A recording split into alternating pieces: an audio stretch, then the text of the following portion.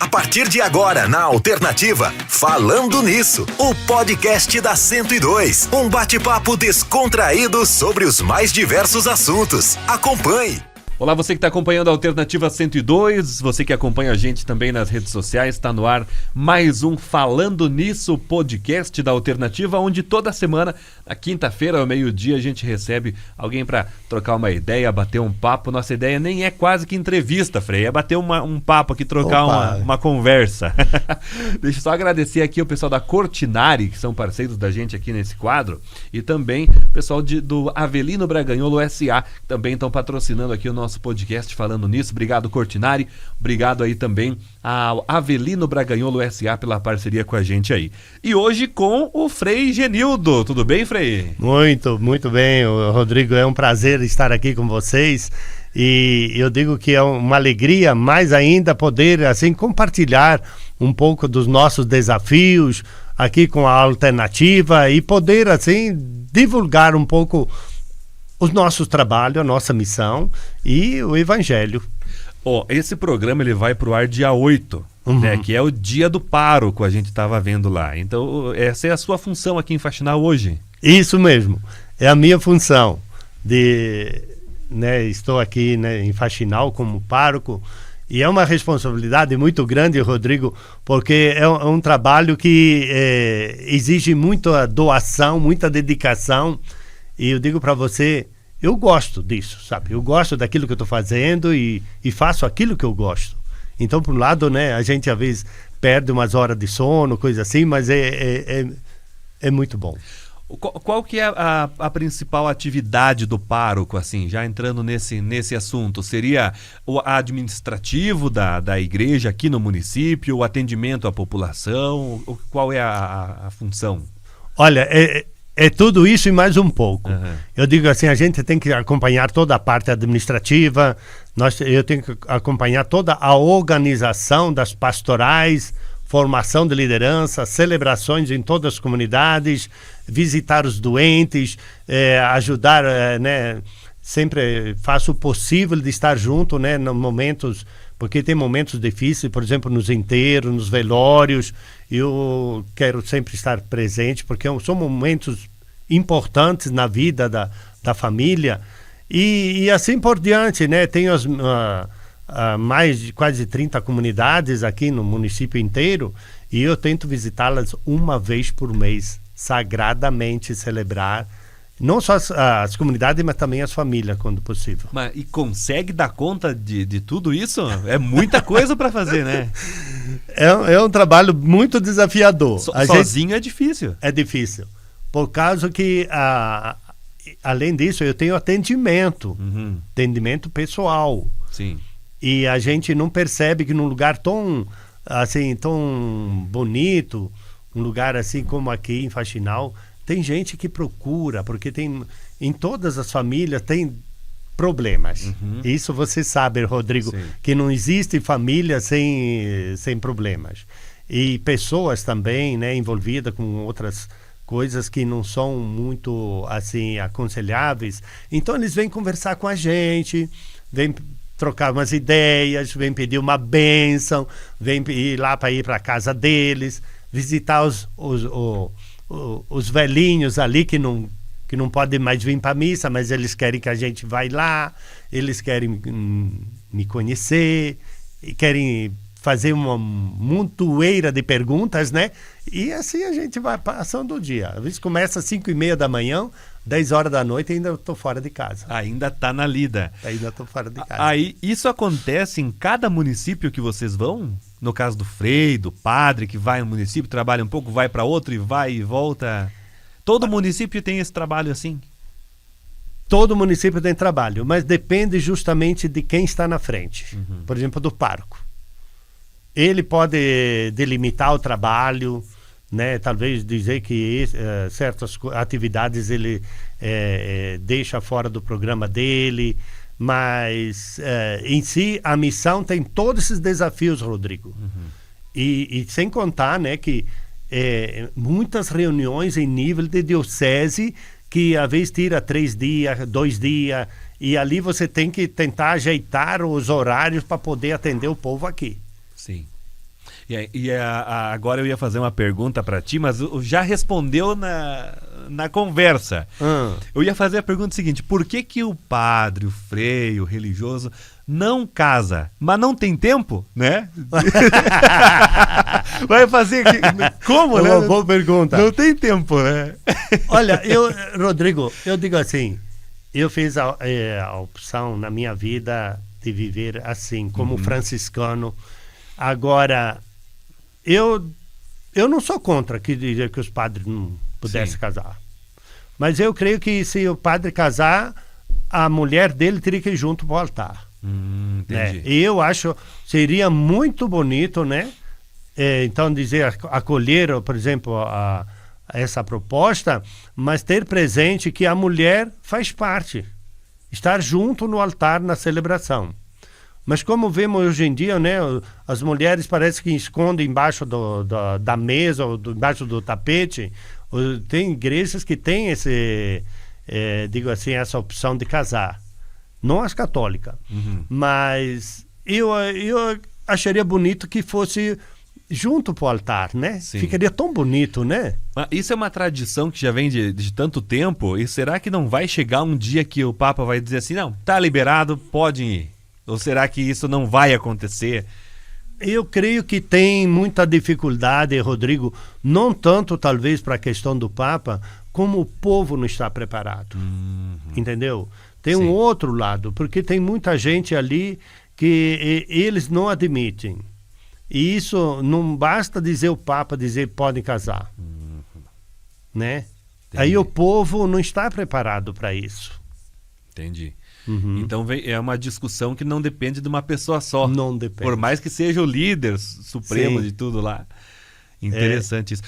O franciscano que o senhor comentou também o Papa é o líder, digamos assim, não sei se eu estou falando do jeito certo, depois o senhor me corrige. O Papa é o líder também da congregação de vocês ali ou não? Olha, nós temos assim, mesmo tendo o bispo aqui, todo mundo tem que prestar conta. Por exemplo, o Papa é o bispo universal. Entendi. Entendeu? O Papa é o bispo universal. Então, toda a igreja tem, por exemplo, assim, como diz outro assim, prestar conta lá. Né? E lá eles têm, por exemplo, gente muito preparadas para colocar as questões litúrgicas, sacramentais, pastorais, e lá no Vaticano. Aqui no Brasil nós temos a CNBB, que são o Conselho dos Bispos, mas mesmo assim os bispos têm que assim, estar em sintonia, não pode fazer uma coisa diferente, não. Entendi. Tem que prestar conta lá, tem que estar em sintonia com o Vaticano. No caso, vamos supor, o Vaticano, existe a Igreja Católica no mundo todo. Sim. Então o Vaticano dá uma ordem. O que é feito aqui em Faxinal é feito lá no outro lado do mundo também. No Japão, na China, no Chile. Isso, né? Isso, todo mundo está em sintonia com a mesma ideia que vem do Papa. Sim. Qual foi o primeiro Papa? São Pedro. São Pedro. Isso. E de lá para frente... Sempre continua. E São Pedro era um homem casado. Sim, pois é. E teve outras, né, na igreja, na história da igreja, teve outros papas que fizeram, né, dividiram, às vezes tinha época que tinha 2 papas, coisa assim, a igreja entrou muito em confusão ali, porque a política era que mandava na igreja. Então, ali os papas era que mandavam no estado, então eram os bispos que eram escolhidos pelo imperador. Isso deu um pano para manga que você não imagina, Rodrigo. Sim. Mas depois, com o Vaticano II, né, que teve uma reunião, aí eu acho que colocaram a igreja no caminho certo. Porque a igreja tem que se preocupar, sim, com a evangelização. Os políticos, com a questão política, né, misturando tudo isso, não chega a lugar nenhum. Sim. Então vamos supor, o São Pedro lá foi o primeiro, Sim. né? Começou dali. Imagina, isso faz 2000 anos, aproximadamente, né? Sim. Então quanta coisa não aconteceu no meio da história para chegar ao dia que está hoje, né? Isso foi muita luta. No início, até por volta dos anos 300, 350, onde que a igreja no tempo do Império Romano e outras coisas ali, que foi perseguida, né? Perseguição de morte. Foi momentos difíceis, mas eu acho que foi a igreja onde que mais qualidade teve. Igreja, né? Não era quantidade, era qualidade da fé do quem era cristão. Mas depois com Constantino, que assumiu, oficializou aquilo que era perseguido, se tornou oficial e perseguiu o outro lado. Então isso bagunçou tudo, porque aumentou a quantidade e a qualidade foi lá para o fundo do poço. Constantino foi o imperador romano, né? Que era católico, que era cristão. Ele se converteu ao catolicismo só por interesses. Ah, entendi. Interesses. Sim. Interesse de devolver os cristãos na guerra. Entendi. Nessa época que trouxeram o Vaticano lá para Roma, ou não? Não, até foi a questão do Vaticano foi antes. Foi até. Antes ainda? Sim. Até. Constantino ajudou, a mulher de Constantino ajudou a construir grandes monumentos pelo mundo afora. Né? Temos, por exemplo, aquela mesquita azul ali de... Não, é a grande mesquita ali em Istambul. Temos o Santo Sepulcro, temos essas grandes igrejas que são monumentos né? E essas igrejas ali, a mãe de Constantino que patrocinou e construiu. Sim. Agora, a história ela é bem interessante. O senhor já foi para Jerusalém várias vezes, né? Muitas vezes. Eu vi que o senhor fala na missa, às vezes. O pessoal tem que ir para lá, quem tem oportunidade tem que ir para lá conhecer. E o senhor já percorreu o caminho que Cristo percorreu lá? Bom, foi a alguns lugares da época ainda. Que Jesus não saiu de Jerusalém. E Jerusalém é um país muito, muito reduzido. A largura dele dá uns 70 quilômetros. Ah, é pequeno? É 70, 100 quilômetros. É muito... Jesus quase ele não andou muito. Pois é, se for ver, Jesus ele não andou mais de 1.000 quilômetros, eu acho, longe de onde nasceu. Não. Esqueça, Rodrigo. 1.000 quilômetros não existe lá. Falar de 1.000 quilômetros dentro de Jerusalém não existe. Não existe. Sim. É muito próximo os lugares. Mesmo na época que ele era criança, que tiveram que fugir, voltar depois, eu acho que não deu isso, né? Não, mas olha, essas idas e voltas ali são colocadas, são recursos literários para poder transmitir uma mensagem. Entendi. Tá? Não entra como questões históricas. São recursos literários para mostrar uma história. Por exemplo, o povo, quem veio, por exemplo, lá do Egito, Moisés que veio do Egito, então Jesus quer, por exemplo, assim, quem está escrevendo Mateus, essa passagem, ele quer comparar Jesus com Moisés, o novo Moisés, que Moisés é o pai da lei, e Jesus vai fazer uma leitura, uma atualização da lei antiga de Israel. Então Jesus ele se coloca um nível acima, por isso ele sobe na montanha. Moisés também subiu na montanha e ali tem o sermão da montanha. Começa com a introdução das bem-aventuranças e então tem toda essa história que Mateus manda Jesus para o Egito, depois traz ele de volta. Sim. Mas são recursos literários que não são históricos. Então nem tudo lá dá para se levar ao pé da letra. Você tem que ler e decifrar. Rodrigo, é uma questão, a Bíblia é assim, ela, principalmente os evangelhos, vamos ficar dentro ali, o evangelho é a vida, a missão de Jesus. Nós temos que pegar os evangelhos não na vertente histórica. É a mesma coisa você ler um texto, por exemplo, um texto de geografia é diferente do que um texto de poesia. Você tem que pensar nesses gêneros literários e o evangelho é um gênero teológico, não é histórico. Sim. Então tem que se colocar nessa dimensão. E tudo que está ali, praticamente, às vezes os escritores que deram um ponto histórico ali, mas eles não estão preocupados com a história. Sim. Eles estão preocupados de passar uma mensagem de Deus que possa, por exemplo, assim, a qualificar a nossa vida de fé. Pois é, tanto que é interessante porque tem evangelhos que falam de Jesus criança e depois já falam dele com 30 anos à frente. E tem um meio tempo ali, digamos, se fosse ver pela história, que não se fala, né? Porque, então, não é interessante essa parte. Não, olha, Rodrigo, para você ter uma ideia, os evangelhos começaram a ser escritos pela a paixão, morte e ressurreição de Jesus. Começaram de trás para frente. Ah, entendi.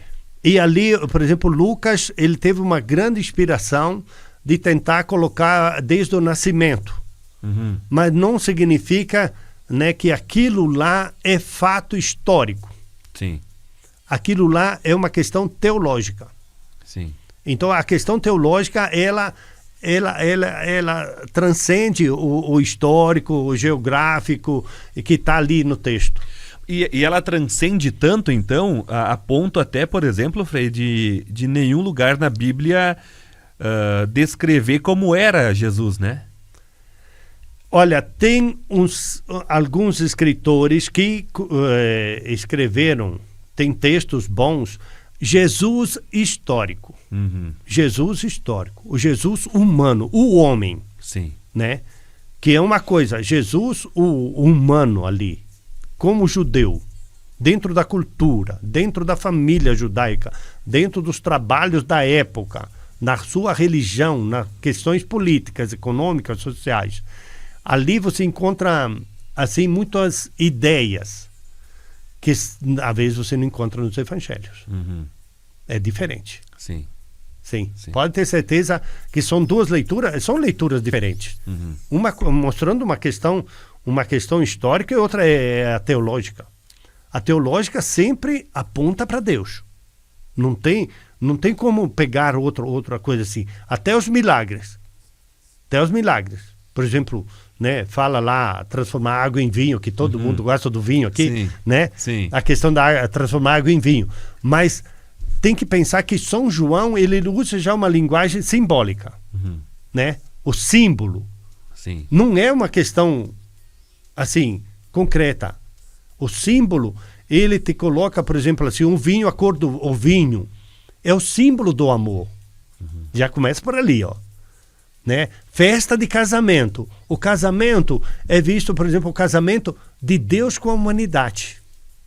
Entendi. Entendeu? O profeta Oséias lá, ele fala, né, a questão, e o Novo Testamento, principalmente João, é um eco do Antigo Testamento.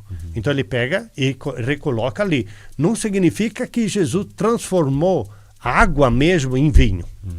Talvez nunca aconteceu. Sim. Mas a questão diz ali, quando numa festa de casamento de Deus com a humanidade, faltou o amor, falta amor, a festa acaba. A festa acaba. Então, veja como é que é a questão. Interessante isso aí. Agora eu comecei a entrar bem no raciocínio da coisa. Entendeu? Sim. Aí chamaram Jesus para transformar aquilo que não existia, para consertar aquilo que estava faltando. Isso. Né? É legal. É o casamento de Jesus, que é Deus, com a nova comunidade, a nova humanidade. Sim. Nós somos o povo eleito a partir de Jesus. Então, esse casamento só acontece, só tem alegria, só tem paz quando existe amor. E o amor ali é simbolizado no vinho. Se faltou vinho, faltou o amor. E o amor é a base de todo o ensinamento e de toda a vida prática de Jesus. Sim. Então, se falta isso, não pode haver, o casamento vai para água abaixo. E como que a gente pode fazer para pegar uma mensagem dessas e atualizar essa mensagem, trazer para o dia de hoje? Como que a gente pode fazer isso? Olha, Rodrigo, eu creio que você está fazendo uma pergunta que você não sabe o que, no fundo, o que você está pedindo, né? Que nem a mãe de Tiago e João disse para Jesus assim, eu gostaria que os meus filhos, Tiago e João, sentassem um à direita e um à tua esquerda no teu reino. E Jesus disse assim, olha, eu creio que você não sabe o que está pedindo, né?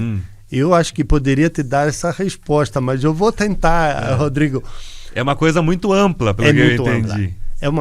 Porque na dimensão da fé, olha só, nós temos que atualizá-la na dimensão da fé.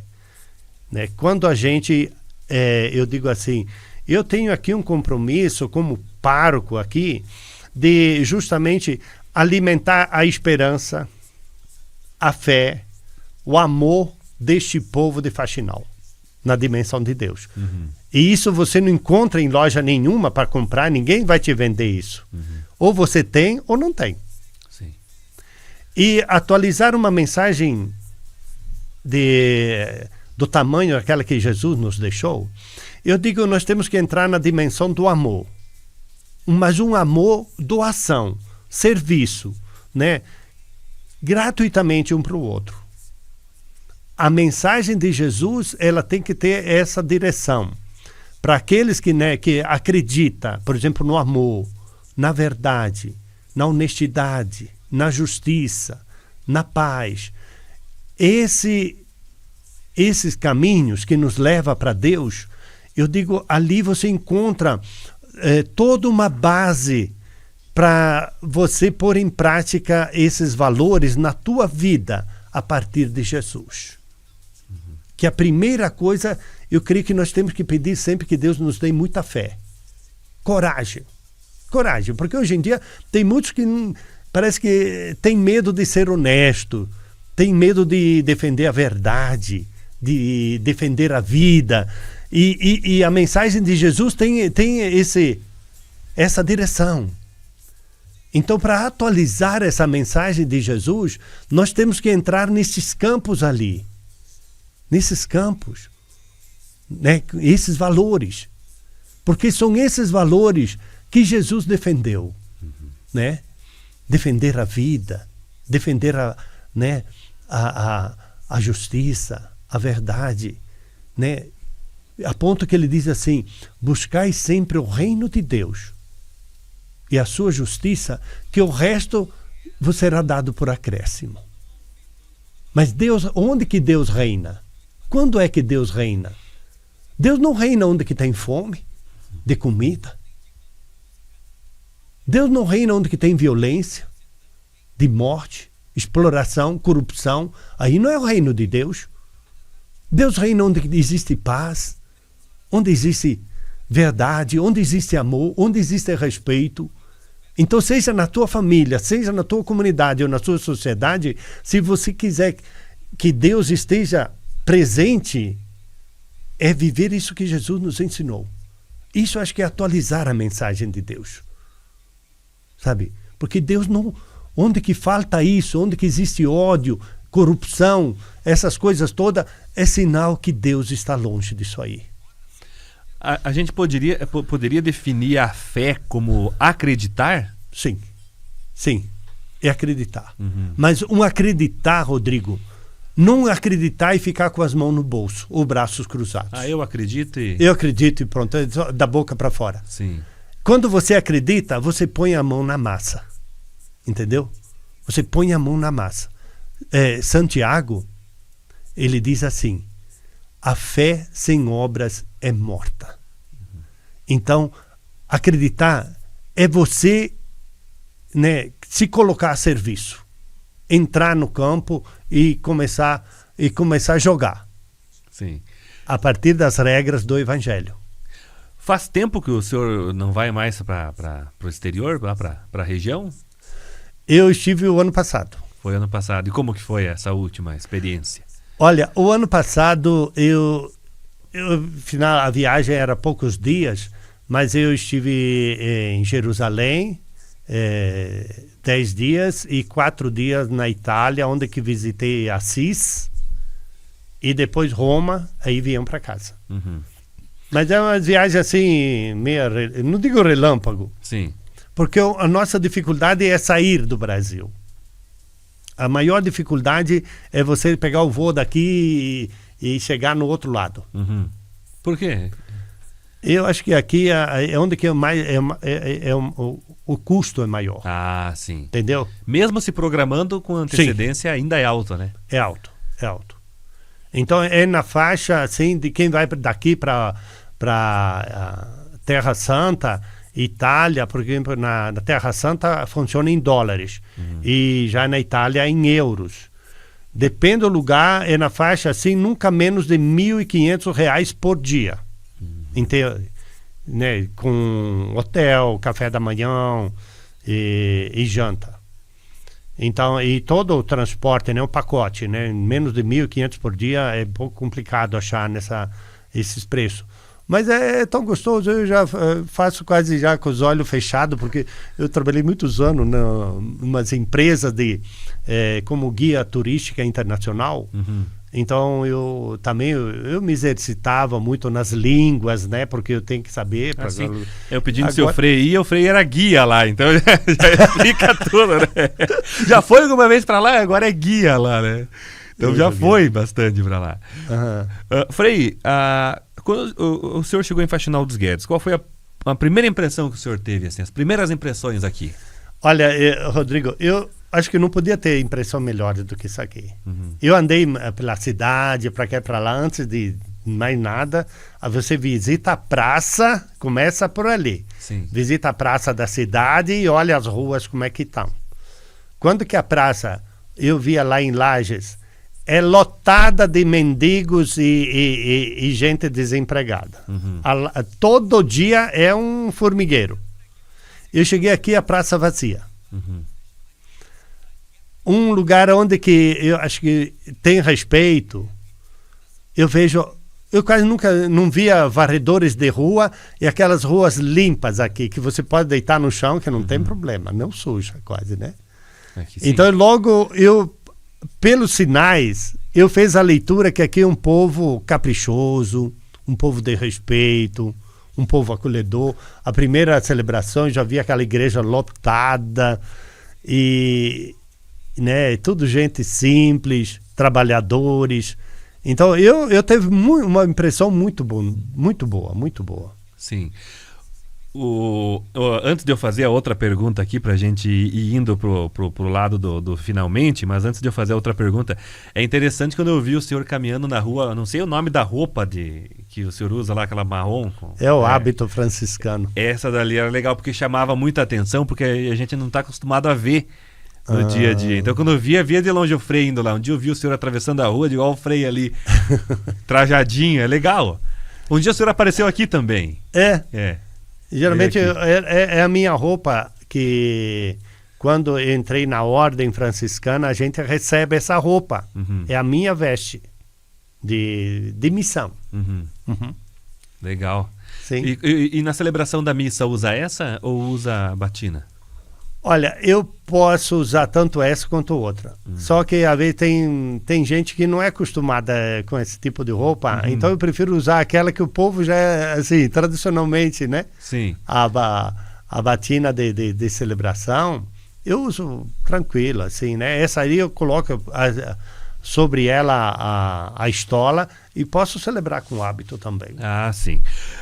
Frei, um legado que o senhor gostaria de deixar aqui para Faxinal dos Guedes?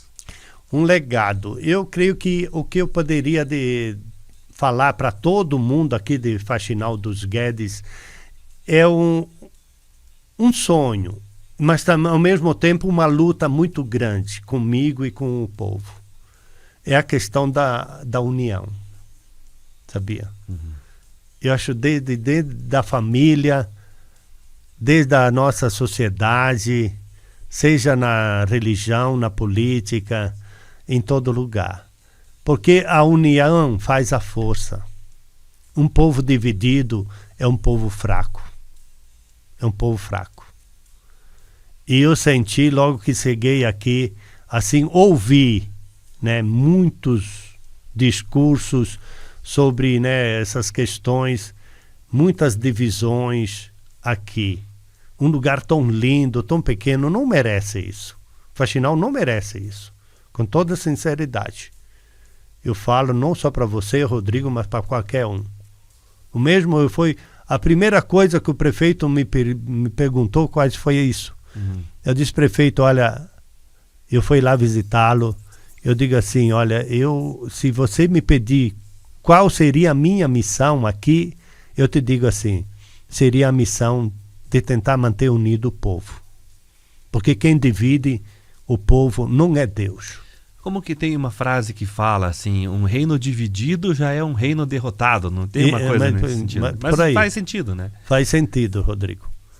Eu acho que um lugar tão bonito, um povo assim tão querido, tão hospitaleiro, como aqui, colocar, né, o pessoal para querer dividir o povo, eu acho que isso não merece. A divisão é uma coisa diabólica, não vem de Deus, né? Eu acho que o respeito e a união é o maior legado que nós podemos deixar aqui, pedir para esse povo. Sim. Frei, para a gente finalizar, eu gostaria que o senhor deixasse a sua bênção para quem está nos assistindo aqui nessa câmera aqui, e já agradecendo, né, pela sua presença aqui também. Então, Rodrigo, eu quero agradecer de coração a Alternativa. De coração agradecer a Alternativa. E essas oportunidades que vocês me dão para mim, ao menos, dizer alguma coisa para os nossos ouvintes. Sim. E quero também de coração, né, pedir a Deus que derrame muitas bênçãos sobre vocês. Que continuem firme nessa missão, do jeito que vocês estão aqui na Alternativa, né? Vocês trabalhadores, com os diretores, né? Porque é ali que está a direção, o futuro. O futuro da Alternativa está dentro de vocês. Está dentro de cada um de nós. Então não vamos procurar em outro lugar. Está aqui o futuro da Alternativa. Então eu quero que essa bênção de Deus possa assim expandir sempre mais, né, essa força da Alternativa na dimensão de manter o povo unido, que essa missão que vocês têm aqui seja uma missão de paz, seja uma missão de amor. O Senhor esteja conosco. Por intercessão da nossa grande mãe, padroeira do Brasil, o Deus Todo-Poderoso derrame sobre todos nós as suas bênçãos, que Ele nos dê a graça da saúde e da paz. Em nome do Pai, do Filho, do Espírito Santo. Amém. Fique com Deus. Muito bem, obrigado, Frei. O Frei está toda sexta-feira aqui na Alternativa, a partir do meio-dia. Você pode acompanhar o programa Sementes de Fé e Esperança, né? Obrigado. Valeu, Frei. Obrigado pela sua presença. E curta, compartilhe esse vídeo, mande para mais pessoas assistir. E um forte abraço, até quinta que vem. Acabamos de apresentar Falando Nisso.